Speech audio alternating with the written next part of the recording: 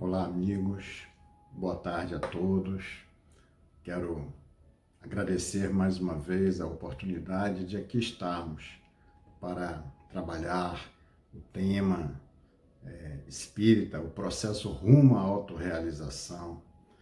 Espero que possa ser útil, que a palestra possa ser esclarecedora, pedindo a Jesus que nos abençoe e que abençoe a todos que aqui compartilham conosco este momento.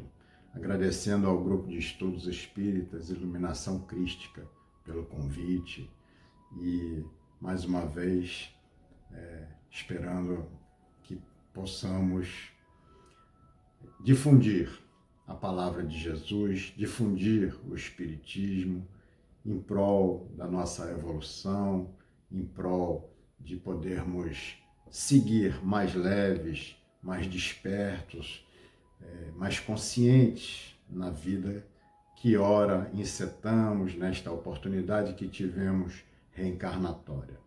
Que Jesus nos abençoe. Vamos falar sobre o processo rumo à nossa autorrealização.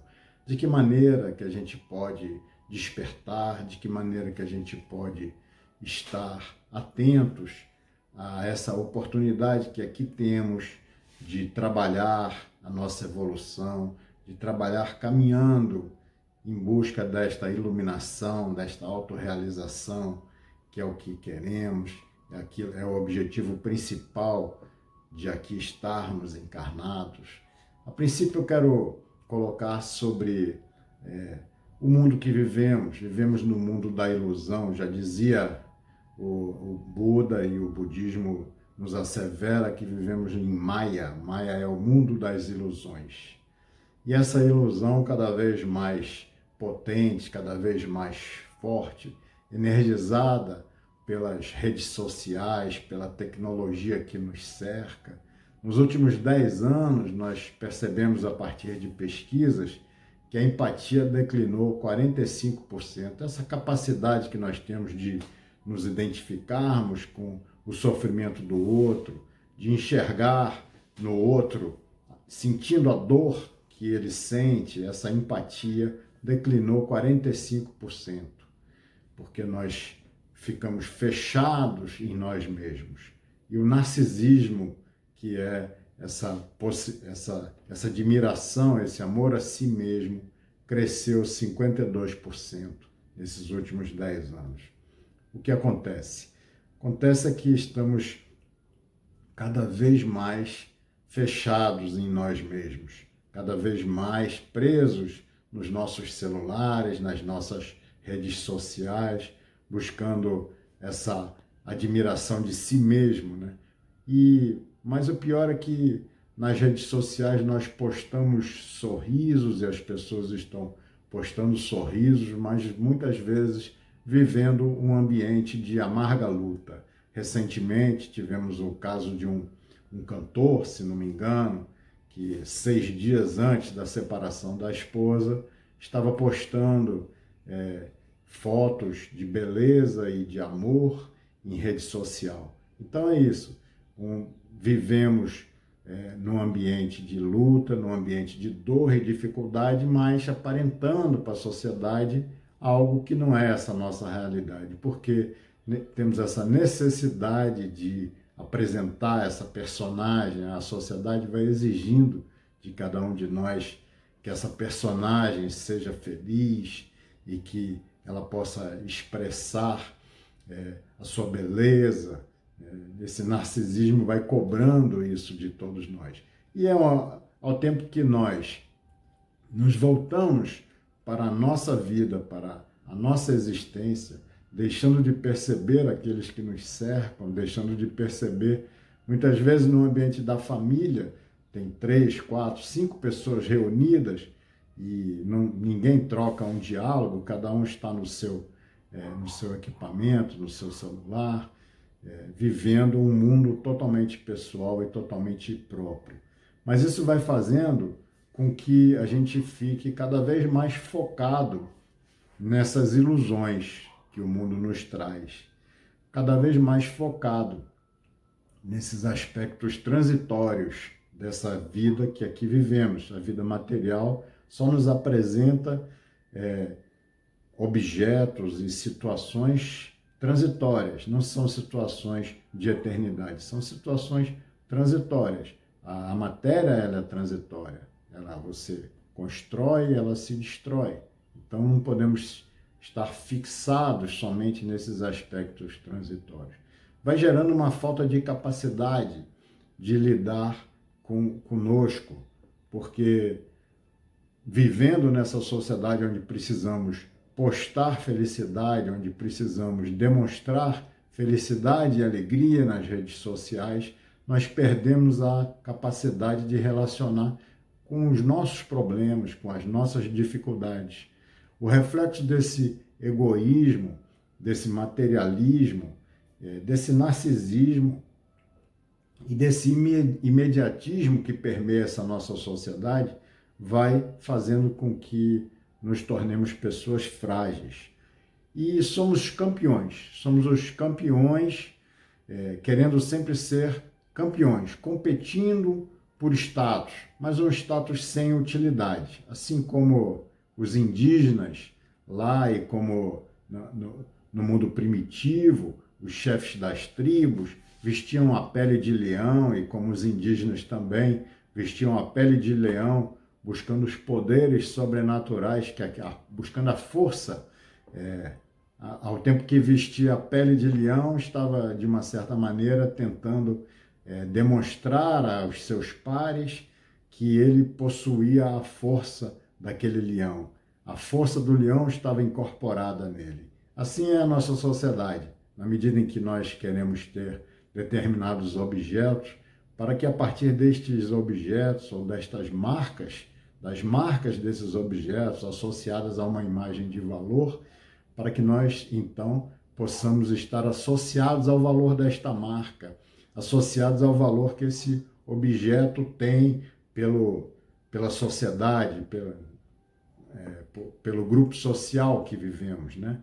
Então, vamos em busca desse pensamento, um pensamento de que a admiração à marca, ou aquele carro, ou aquele telefone, ou aquela situação, vai impregnar-se em mim essa admiração e as pessoas, então, vão passar a me admirar. Vivemos nesta ilusão, é a ilusão da matéria, a ilusão deste mundo atual que nós vivemos. Além disso, convivemos com um problema ainda mais sério, ainda mais grave. Não sei se alguém tiver a oportunidade de ver, tem um documentário na internet que fala sobre o dilema das redes. O dilema das redes sociais. E vai dizer esse documentário que existem duas indústrias que chamam os seus clientes de usuários. Uma delas é a indústria das drogas e a outra é a indústria dos softwares, dos programas de computador, das redes sociais. Nós somos usuários das redes sociais. Vai dizer para a gente, esse documentário, que as informações que são exibidas ali na linha do tempo das nossas redes sociais e as notificações que são disparadas no nosso celular estão sendo controladas por um robô de inteligência artificial, por um computador que vai fazendo a análise daquilo que gostamos, daquilo que não gostamos, vai analisando o tempo que nós gastamos em cada postagem, vai analisando a imagem exata que nos tomou a atenção no momento que nós estamos utilizando a rede social, vai analisar os horários que nós estamos livres e esses horários que nós costumamos acessar as redes sociais, vai analisar as nossas reações às curtidas e às notificações, de maneira que essa inteligência artificial vai utilizar todas essas informações para fazer com que nós fiquemos, então, presos e atados a essas redes sociais. De certa maneira, elas têm o objetivo de fazer com que fiquemos o maior tempo possível de nossa existência ali na rede social, gastando o nosso tempo, mas, ao mesmo tempo, as redes estão nos oferecendo como produto aos fornecedores e aos vendedores.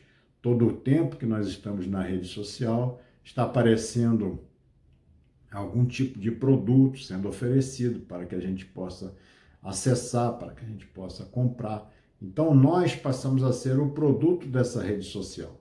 À medida que ela não nos cobra nada, ela não nos cobra porque nós somos o produto dela. Elas nos oferecem como a venda do nosso tempo, a venda da nossa disponibilidade às marcas e às empresas que querem vender os seus produtos. Esse sistema e essas inteligências artificiais vão controlando a nossa vida, vão controlando o nosso acesso à informação, porque na medida em que a gente gosta de um determinado tipo de informação, ela vai fazendo essa análise, se a gente gosta ou não, e ela vai deixando que suba na nossa linha do tempo, ou que apareça para nós no nosso computador, no nosso celular, apenas aquilo que é do nosso interesse, apenas aquilo que vai fazer com que a gente fique preso à rede social, porque ela entende que se nos mostrar algo que seja contrário àquilo que nos agrada, nós então deixaríamos a rede social.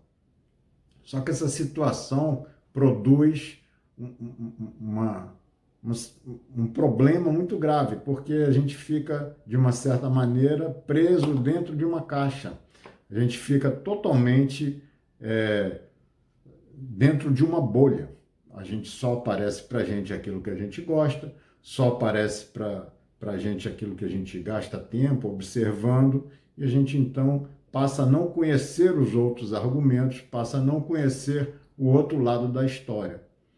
Isso vai gerar, esses computadores das redes sociais vão gerar em cada um de nós uma equação de vício, porque ficamos presos às redes sociais, gastando, entregando a elas o nosso tempo, que tempo é aquilo que nós temos de mais precioso, e uma equação também de desinformação, porque na medida em que a gente está dentro de uma bolha, só vê um lado da situação, a gente não conhece o outro lado, então nós estamos sem a informação suficiente para elaborar qualquer tipo de julgamento. Então, esse é o mundo que nós vivemos, essa é a dificuldade que nós temos presente na sociedade atual, e a partir dessas dificuldades a gente tem que saber analisar, saber fazer o despertamento de cada um de nós, para que a gente não fique totalmente submetido a essas situações, e buscar, então, ir além disso, utilizar de forma mais produtiva e, se possível, aquelas que nos trazem conhecimento, aquelas que nos trazem possibilidades de renovação e de agregar valor ao nosso espírito imortal. A busca da individuação, Joana de Ângeles vai dizer, que constitui o grande desafio existencial de todos nós. Jung vai dizer para nós que a busca da individuação é uma força da natureza. Ele vai dizer que ela é tão intensa e tão persistente quanto o instinto da sexualidade e a vontade de poder que nos caracteriza. Segundo Jung, existem 3 forças que são intensas no ser humano, no indivíduo. Esse instinto da sexualidade, a vontade de poder, e a terceira força ele identifica como essa busca pela individuação, essa busca pela autorrealização, pela iluminação de cada um de nós. Então, nosso espírito traz causas profundas do desequilíbrio que vivemos, das dificuldades que nos acometem, e tudo isso tem que ser trazido à nossa consciência para que seja revertido dentro de um processo de libertação para todos nós. Marguerite Yourcenar, uma psicóloga, uma filósofa, vai dizer para nós que a gente precisa estar acordados e despertos.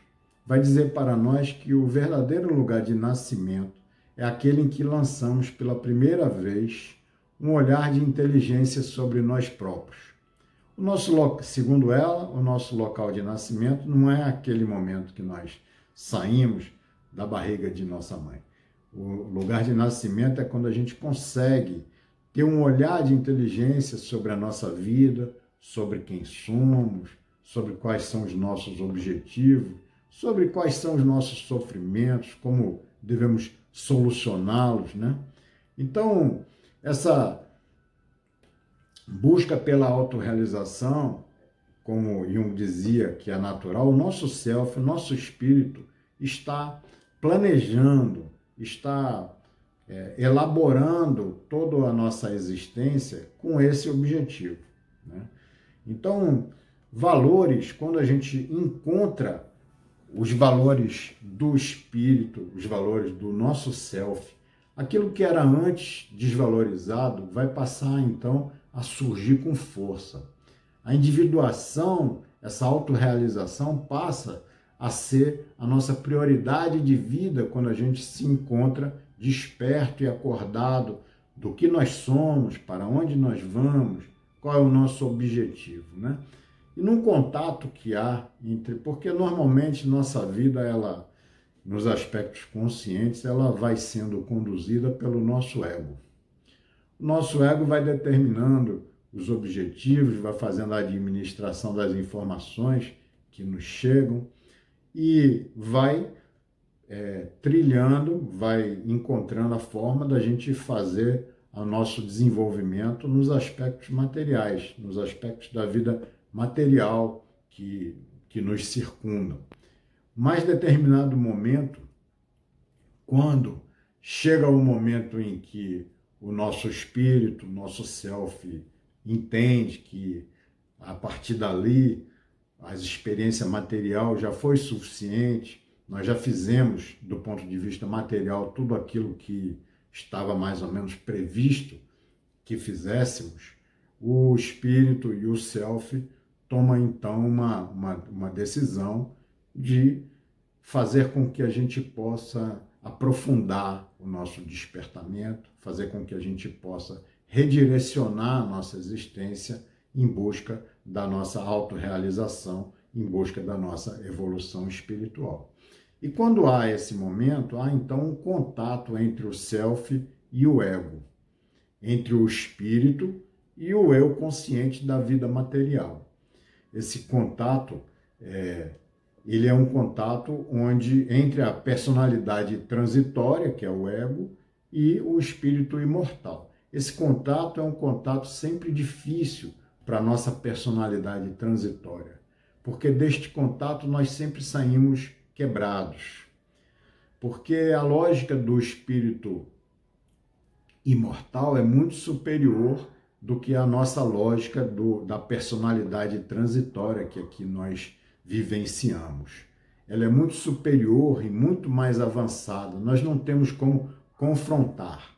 Nesse momento de confrontação, o espírito vai dizer para a gente, basta, agora vai fazer aqui o que veio fazer. Vai buscar a interiorização de si mesmo, vai buscar a integração de si mesmo e vai buscar se enriquecer de vida interior. Esse é o momento em que, muitas vezes, acontece por conta de uma doença, acontece por conta de uma dificuldade que precisa ser superada. E toda a mitologia, todas as histórias da antiguidade vai mostrando para a gente essas histórias de individuação, de autorrealização, que sempre começaram com uma doença do rei, é o rei que fica adoentado e acamado, fica depressivo, para depois ele recobrar a saúde e vai se recuperar apropriado de novos valores.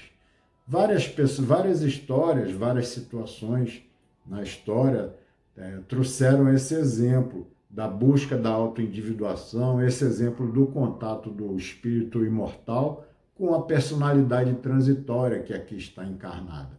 Um desses exemplos, e muito bonitos, é o exemplo de Francisco de Assis, né? Porque Francisco de Assis vivia lá em Assis aquela vida da aventura cavalheiresca, aprendendo a montar, aprendendo a guerrear, treinando inocentemente para ir à guerra como se aquilo fosse um esporte, né? De repente ele vai então para a guerra e confrontado com a guerra, ele tem aquele encontro fenomenal, quebra-se a personalidade do jovem Francisco, quebram todas aquelas ideias e todos aqueles ideais acolhidos no momento que ele é confrontado pelo seu espírito imortal, que foi o apóstolo João. O apóstolo João, que foi uma encarnação anterior de Francisco de Assis, esse espírito imortal, quando bate de frente com aquela personalidade transitória de Francisco, que buscava os ideais daquela sociedade onde ele vivia, de participar das guerras, das cavalgadas, de batalhas e de tudo isso, confrontado pelo seu espírito imortal, ele sai quebrado, ele adoece, para depois levantar-se meses depois e vir aqui realizar aquilo que realmente ele veio por aqui fazer. Então, esse momento de crise, muitas vezes, ele é importante, ele é interessante para a nossa autorrealização. E para a gente se autorrealizar, para a gente buscar a solução das nossas dificuldades, a gente precisa também fazer uma integração, integrar-se, encontrar aqueles aspectos que existem no nosso inconsciente e que muitas vezes influenciam na nossa vida presente, ou seja, aqueles complexos, aqueles traumas, aquelas dificuldades que nós trazemos, a nossa sombra. A gente precisa fazer com que todas essas situações de complexo, elas sejam trazidas à luz da consciência para serem, então, trabalhadas. A gente, na verdade, o complexo, a gente trabalha ele, a gente diminui, a gente reduz ele, a gente não elimina, a gente compreende ele, a gente não vai eliminar. E o que é um complexo que muitas vezes está lá no nosso inconsciente? O complexo, muitas vezes, ele se funda a partir de um ato equivocado que eu cometa. A consciência, então, vai me apontar uma falha, vai me apontar sobre um abatimento, eu vou me sentir abatido, ou vou ficar inquieto com aquela atitude que eu cometi. Isso é o remorso. E esse é o momento da gente, o remorso é a grande oportunidade para a gente, então, buscar a reparação, buscar a solução dessa dificuldade, para que ela não caminhe para a nossa inconsciência e lá se estabeleça sobre a forma de um complexo. Então, normalmente, quando a gente, às vezes, faz alguma atitude, comete uma atitude equivocada em relação a alguém, e o remorso nos acomete, a gente deveria ir até lá, ir até a pessoa, pedir desculpas, e pedir para que reconsiderasse e a gente solucionar esse problema, essa dificuldade. Mas aí o ego não deixa, porque a gente acha que a gente é importante, a gente acha que a pessoa tem que compreender, a gente acha que não tem problema, que é isso que nós fizemos às vezes, deixa para lá, a pessoa que esqueça, e o problema é que a pessoa muitas vezes esquece, mas nossa consciência não esquece. E nós, conscientemente, nós esquecemos, mas essa situação vai para o nosso inconsciente sobre a forma de um complexo. Então, esse conflito vai para o inconsciente e fica lá instalado como um complexo de culpa que vai se associar, vai aparecer a partir de associação de ideias. Quando eu vou viver uma situação parecida com aquele conflito, com aquele complexo de culpa que eu tenho instalado no meu inconsciente, eu fico desequilibrado, eu não entendo por que eu me sinto, de uma certa maneira, nervoso. Então é porque há lá um complexo de culpa que a gente precisa tratar, a gente precisa trazer ele novamente para a consciência. E assim a gente vai buscando a nossa evolução, a nossa autorrealização a partir do tratamento de nós mesmos, né? Porque muitas pessoas pensam que a iluminação se dá, ou a autorrealização e a iluminação se dá de fora para dentro, que basta seguir determinadas regras, determinados dogmas, e manter uma aparência de bondade, que assim vai então se iluminar. Mas não é bem assim. A autoiluminação é exatamente essa busca interior para que a gente possa solucionar as nossas dificuldades e assim estarmos, de certa maneira, mais pacificados. E pacificados a gente acaba pacificando o mundo, pacificando aqueles que estão ao nosso lado. Joana de Anjos vai dizer para a gente que a gente precisa, então, essas culpas que muitas vezes nós carregamos, a gente precisa compreender. Joana vai dizer que duas são as causas psicológicas da culpa. Uma é aquela que procede da sombra escura do passado, da consciência que se sente responsável por males que haja praticado em relação a outrem. Essa culpa realmente foi aquilo que nós, atos pretéritos que nós cometemos em desacordo com a lei divina. Essa culpa vai funcionar em cada um de nós como um sistema de alerta para que a gente, então, saiba não fazer novamente o tipo de dificuldade. Mesmo que ela esteja inconsciente, mas ela está sinalizando a partir da nossa intuição, vai sinalizar a partir do sentimento. Às vezes nós nos sentimos mal em relação a determinada situação. Bom, essa culpa é uma culpa que realmente é legítima. A gente cometeu algo em desacordo com a lei divina e isso está no nosso inconsciente, está dentro de nós, funcionando como um sistema de alerta. É uma culpa legítima, a gente tem que saber lidar com ela. E existe também uma outra culpa, uma outra causa psicológica da culpa, que é aquela que tem origem na infância, que é decorrente da educação que nos é ministrada. Porque muitas vezes, na infância, a família vai dizer, não faz isso que é errado, não faz assim que você vai para o inferno, não faz isso que Deus castiga.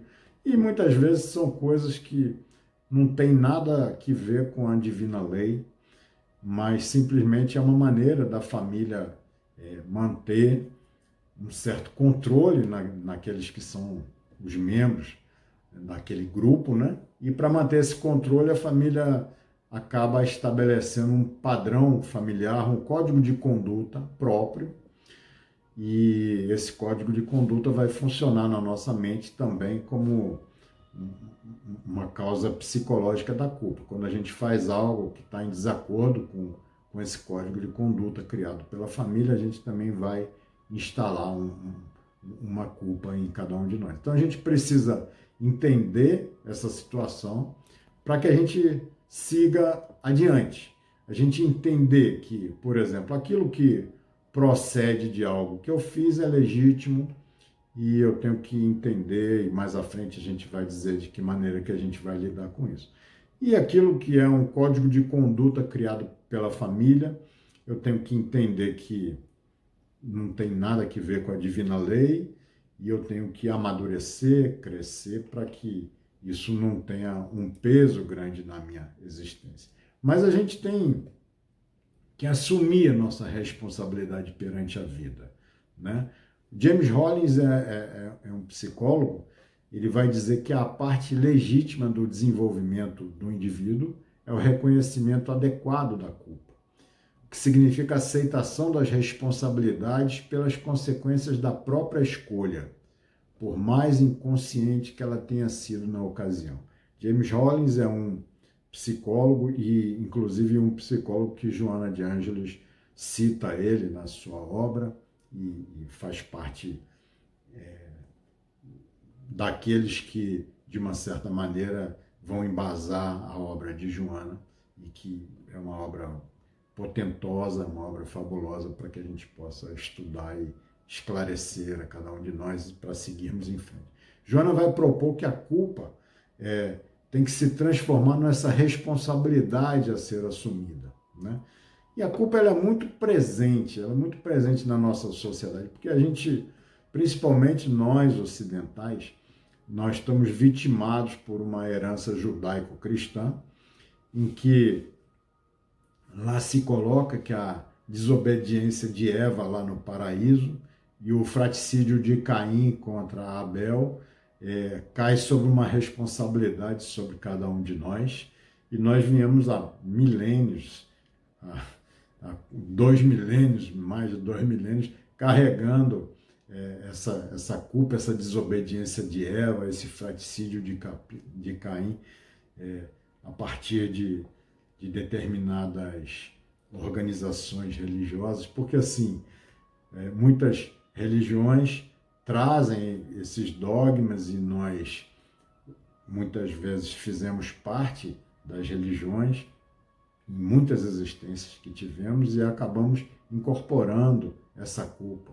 Inclusive, algumas dessas religiões, elas colocam a culpa como uma coisa a ser assumida, mas assim, onde a partir desta visão, lá se coloca por minha culpa, minha tão grande culpa, ou seja, a gente vai trazer essa culpa, introjetar em cada um de nós, e dessa maneira a gente diminui as nossas possibilidades. A gente tem que fazer exatamente o contrário, identificar a culpa para se libertar da culpa.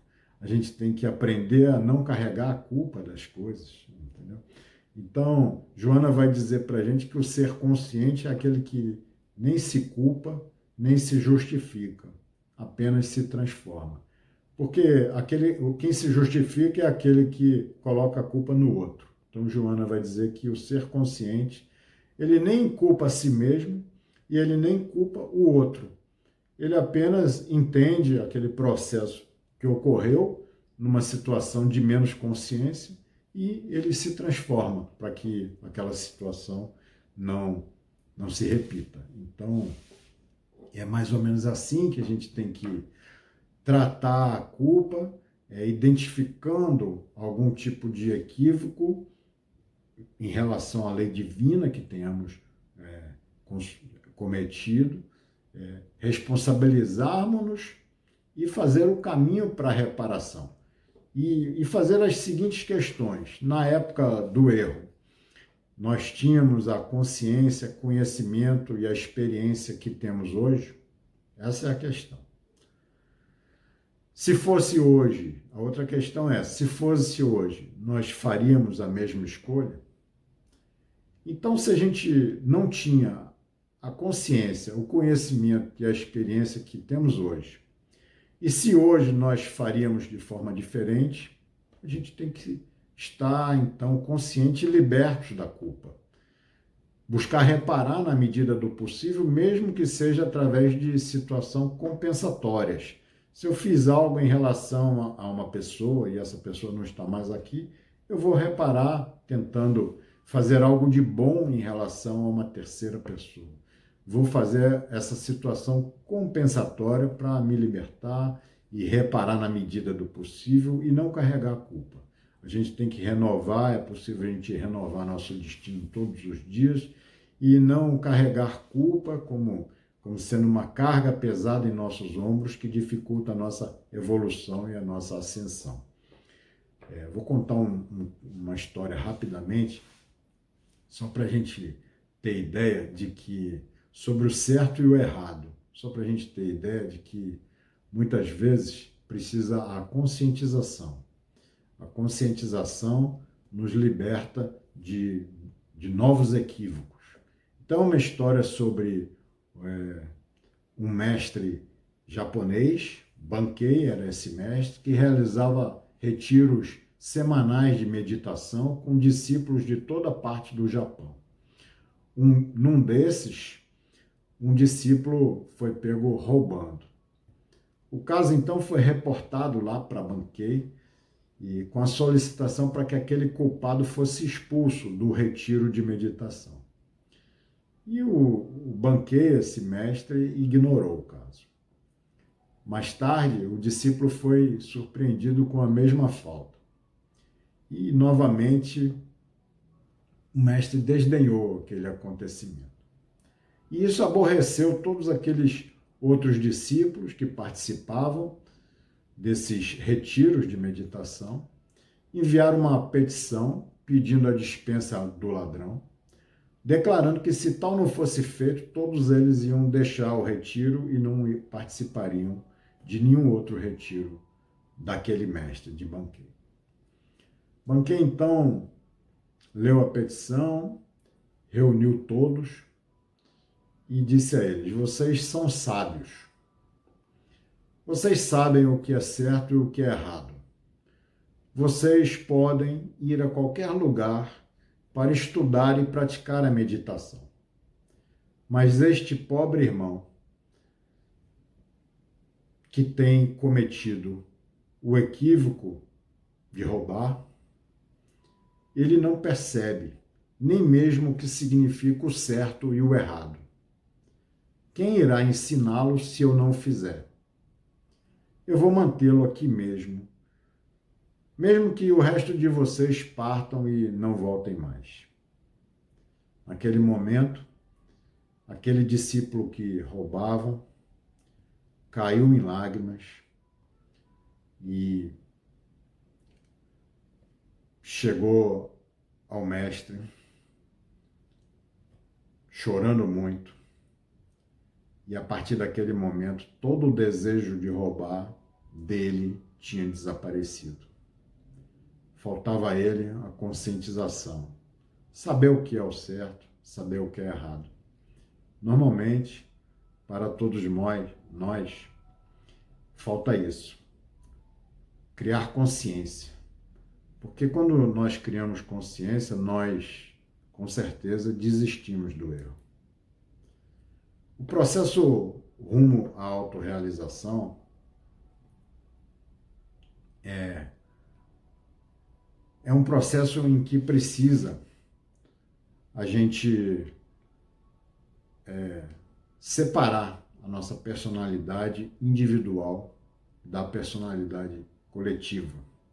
A gente precisa trabalhar com as nossas dificuldades, precisamos trabalhar com aquele material que nós temos em nós, aceitando quem nós somos, porque tudo aquilo que nós temos, nós somos diferentes dos outros, mas tudo aquilo que nós temos é exatamente o material que nós precisamos para realizar a nossa evolução, o nosso processo de individuação, para nos tornarmos únicos, homogêneos, para nos tornarmos íntimos do nosso espírito, do nosso si mesmo, né? Fazendo essa integração da persona, que é aquela máscara que nós utilizamos, muito necessária para cada um de nós, que nós utilizamos para nos comportarmos e para nos apresentarmos nos diversos lugares que nós apresentamos. Mas à medida que a gente vai se autorrealizando, a gente não vai precisar de tantas personas, a gente vai passar a ser uma pessoa mais integrada, mais íntegra, né? Nos libertarmos da sombra, né? E das nossas dificuldades. O momento de conquista da consciência, de discernimento claro, esse é o momento da nossa autorrealização, né? É o momento que a gente pode identificar quais são os valores reais e os valores aparentes. Quando a gente pode identificar qual é o significado da nossa existência e qual é a finalidade dela. É o momento da imersão do si mesmo, da libertação do Deus interno que cada um de nós carrega. O momento de plenitude, né? O self, o espírito, vai colocando o indivíduo numa comunhão incondicional, obrigatória e indissolúvel com o mundo. É assim que a gente evolui, é assim que a gente vai se iluminar, a partir desta comunhão com o mundo, né? Investindo nos valores definitivos, conhecendo quem nós somos, sem rejeitar qualquer aspecto que cada um de nós carregue, e encontrando, a partir daquilo que somos, uma forma de nos conectarmos profundamente com Deus e com os outros seres que nos cercam, né? Entendendo que aquilo que é transitório não alimenta aquilo que é imortal, né? Felicidade duradoura é a consciência tranquila, né? A sensação de dever cumprido. Então, para a gente fechar, eu espero que tenha sido, de certa maneira, útil, né? Que a gente possa ter refletido sobre alguns assuntos que possam facilitar o nosso processo rumo à autorrealização. Para a gente fechar, eu quero contar o caso dos mensageiros, que é o caso Vicente. Vicente está no livro Os Mensageiros, que é o segundo livro da série André Luiz, e todo mundo conhece que no Nosso Lar, o primeiro livro da série, André Luiz conta as dificuldades que ele teve, aquele encontro com a esposa que ainda estava encarnada, 8 anos depois dele ter desencarnado, onde ela já tinha contraído um novo casamento, e ele se sentiu, de certa maneira, triste e ferido com aquela situação. E aí André Luiz representa cada um de nós, né? Porque a gente sabe que não temos que fazer as nossas reclamações, mas na primeira oportunidade que nos aparece, nós vamos reclamar, vamos fazer as nossas lamentações, né? E aí ele encontra no segundo livro o Vicente, que era um médico, assim como ele, e se sente à vontade com um médico como ele e começa a fazer as suas lamentações, falar das suas tragédias pessoais. E Vicente vai dizer para ele: André, não se julgue infeliz e incompreendido, você foi muitíssimo feliz. E Vicente vai contar a própria história, né? Ele conta a história dele de amor com Rosalinda, que era sua esposa, o casamento, o nascimento dos filhos, as alegrias no lar, as realizações profissionais, médico, e montou um laboratório, e a esposa passou a trabalhar com ele nesse laboratório, né? As realizações profissionais, esses primeiros tempos de casado, e após 10 anos de casado, ele tem a história de Eleutério, né? Porque o irmão de Vicente, Eleutério, vai morar na mesma cidade que ele e passa a ser um companheiro do casal, passa a viajar com eles nos feriados, passa os finais de semana junto com Vicente e a esposa, e termina por Eleutério e Rosalinda se apaixonarem e resolverem, então, ela resolveu não pedir o divórcio, os dois de comum acordo, que não se fosse feito o divórcio de Vicente, porque naquela época seria um escândalo social. E aí Eleutério, irmão de Vicente, sugere a Rosalinda dar a ideia dela aplicar uma cultura microbiana numa ferida que Vicente tinha nos lábios. E ele mesmo, Eleutério, ia obter essa cultura microbiana, entregar ela para que ela fizesse essa aplicação. Ela aí aplica o vírus em Vicente, e Vicente vai desencarnar por conta disso. E depois que conta essa história para André Luiz, André fica impressionado, porque Vicente disse: olha, André, não fique chateado, porque você foi muito feliz, você foi muitíssimo feliz, não se julgue infeliz ou incompreendido. E realmente a história de Vicente é muito mais complexa, né? Muito mais difícil. Mas Vicente estava bem, estava em Nosso Lar, estava estudando, estava aprendendo, estava junto com André Luiz participando daquela viagem pelo umbral, ao mesmo tempo que André Luiz também estava orando e se transformando em luz, né? Emitindo luz de si mesmo, ou seja, ele estava fazendo a escalada evolutiva dele de uma forma positiva. E André Luiz pergunta: e como eles estão, Eleutério e Rosalinda? Ele vai dizer: olha, eles vivem aparentemente felizes, são excelentes materialistas, dão muito valor à matéria e a tudo que a matéria lhes possa proporcionar. E gozam no mundo transitório grande fortuna moedada, tem muito dinheiro, e alto conceito social, vivem em festas e com muita consideração da sociedade. Parecem aparentemente felizes. E aí André pergunta, e você, Vicente? Eu estou muito bem, porque tudo vem a seu tempo, tanto bem, tanto no bem quanto no mal.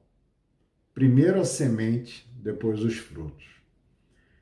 Então é por aí que a gente tem que se conscientizar de que o nosso processo de autorrealização começa nas sementes que nós lançamos a cada passo do caminho. Desejo a todos vocês que possam lançar as sementes do bem na caminhada de todos vocês. Obrigado ao Jake, Grupo de Estudos Espíritas, Iluminação Crística. Obrigado a todos. Que todos tenham uma boa tarde. Fiquem com Deus. Um grande abraço.